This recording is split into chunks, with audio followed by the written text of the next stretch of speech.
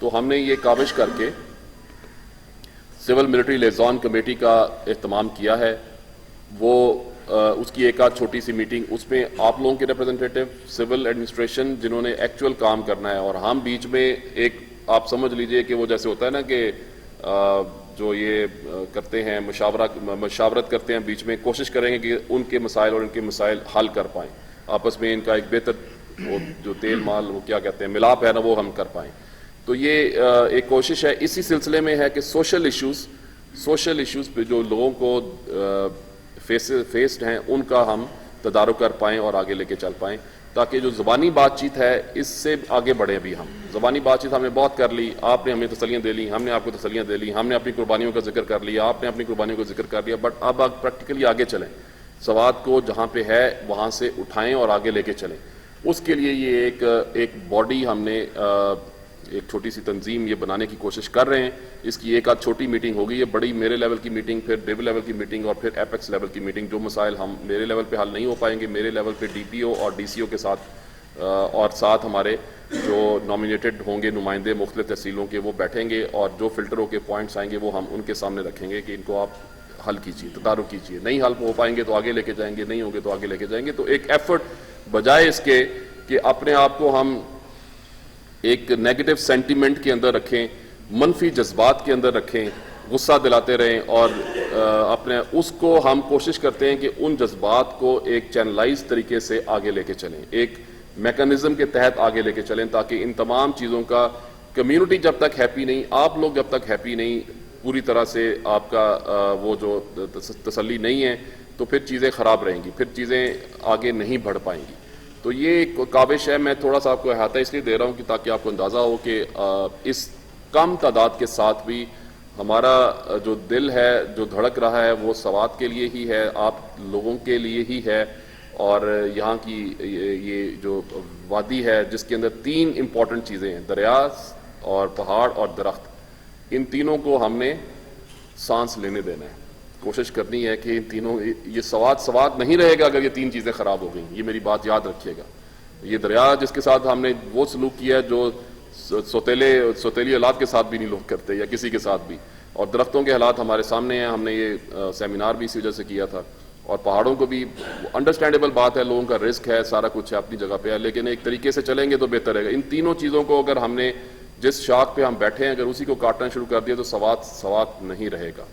سوات کا ٹیمپریچر اللہ نے بڑا احسان کیا اس دفعہ, بارش اور برف جو ہے وہ مجھے بتا رہے ہیں کہ 10 سال سے شاید یا اس سے بھی زیادہ عرصہ ہو گیا تھا, اتنی نہیں ہوئی تھی جتنی اس دفعہ ہوئی. ابھی بھی پہاڑوں پہ آپ کو نظر آ رہی ہے, ایسی بات ہی ہے. تو یہ اللہ کی کرم فرمائیوں میں سے یا رحمتوں میں سے, یا یہ اشارے ہیں کہ اچھائی منتظر ہے, آنے ہی والی ہے, اگر ہم نے اپنی سوچ کو, اپنی نیت کو اور اپنی محنت اور لگن کے اندر کوئی کھوٹ نہ رکھی. تو یہ چیزیں ہیں جو بہتری کی طرف انشاءاللہ جا رہی ہیں. ہم اپنا حصہ ایز این انسٹیٹیوشن آپ لوگوں کی مدد سے, آپ لوگوں کی خواہشات کے اراؤنڈ بلڈ کرتے ہوئے ضرور ڈالتے رہیں گے. کوشش کریں گے کہ بیچ میں کوئی دراڑیں نہ آئیں, بیچ میں کوئی ایسی چپکلشیں نہ پیدا ہوں ہمارے اور کسی اور کے درمیان میں, اور کسی ایسے عناصر کو جو کہ جن کا ایجنڈا مختلف ہے, جن کی سوچ مختلف ہے, جن کی نیت مختلف ہے, جن کی مخلصیت میں فرق ہے, وہ اس جگہ کا یا اس دراڑ کا فائدہ نہ اٹھا سکے. ہم نے ان کو سپیس نہیں دینی, نہ ہم نے فزیکل ڈومین میں دینی ہے سپیس, نہ ہم نے کوگنیٹو ڈومین میں یعنی دماغی طور پہ دینی, سائیکولوجیکل سپیس دینی ہے. سوات کا جو مجھے سب سے بڑا مسئلہ پتہ چلا ہے نا, یا میں نے خود اپنے طور پہ محسوس کیا ہے, وہ ہے افواہوں پہ یقین کرنا.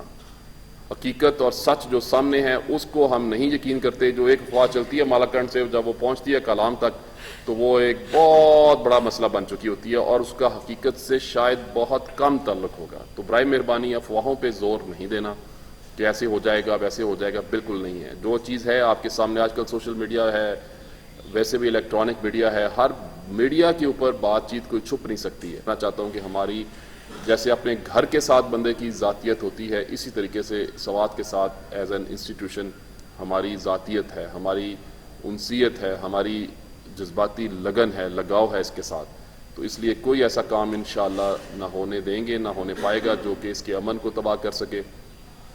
اس کی جو ایک انوائرمنٹ کریٹ ہوئی ہے جس کی بہت بھاری قیمت ہم نے دی ہے, اس کو کوئی خراب کر سکے. اور انشاءاللہ آپ لوگوں کے تعاون سے، سول انتظامیہ کی محنت اور لگن سے ہم مل کے میرا جو فوکس ہے، ورڈ ہے، وہ ہم ہے، ہم مل کے لے کے چلیں گے اس کو آگے انشاءاللہ۔ یہی ہونی چاہیے، اس میں کامیابی ہے۔ قرآن حکیم ہم جو اتفاق کے درس دیتے ہیں، تو میں تحصیل مٹا کا خطیب ہوں، ہمارے ساتھ محکمہ اوقاف کا رابطہ ہوتا رہتا ہے۔ وہاں سے جب لیٹر آ جاتا ہے، لیٹر 3 دن پہلے بھی مجھے ایک لیٹر ملا ہے، اس میں نوجوانوں کے حالات واضح کر کے منشیات کی طرف لوگ جا رہے ہیں۔ آپ کی ذمہ داری بنتی ہے کہ آپ لوگوں کو سمجھائیں۔ الحمدللہ ہم اس سے پہلے بھی علماء کرام کا ذمہ داری ہے، یہ امن کے درس دینے والے ہیں، یہ لوگ معاشرے میں اچھے کردار ادا کر سکتے ہیں، کرتے بھی ہیں، کر سکتے ہیں۔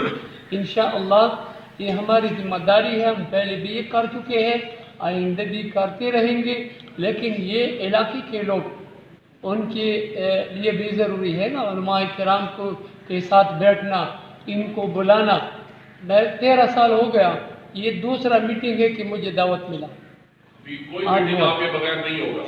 جی تو یہی ہے نا، اگر ہم اس میں بیٹھ کے اپنے اظہار خیال کریں، پھر معاشرہ میں ہم جو کرتے ہیں ان کے سامنے رکھ دیں۔ علماء کرام کا معاشرے میں یہ کردار ہے، اور انشاءاللہ العزیز میں اس پر خوش ہوں کہ یہ علاقے کے معززین ہیں، مختلف علاقوں کے ہیں، مختلف ذمہ داریوں کے ہیں، اس پر خوشی ہونی چاہیے۔ اور اس کے بعد بھی جو میٹنگ ہو انشاءاللہ العزیز اکٹھے اتفاق سے ہم اپنے مسائل کو حل کر کے آگے چلیں۔ اور یہ ہے ہمارے پاکستان والوں، خصوصاً پٹھان والوں، اس میں دینداری بھی ہے اور اس میں جرأت بھی ہے، اور وہ مرد نہیں جو ڈر جائے حالات کی خونی منظر سے، جس حال میں جینا مشکل ہو اس حال میں جینا مردی ہے۔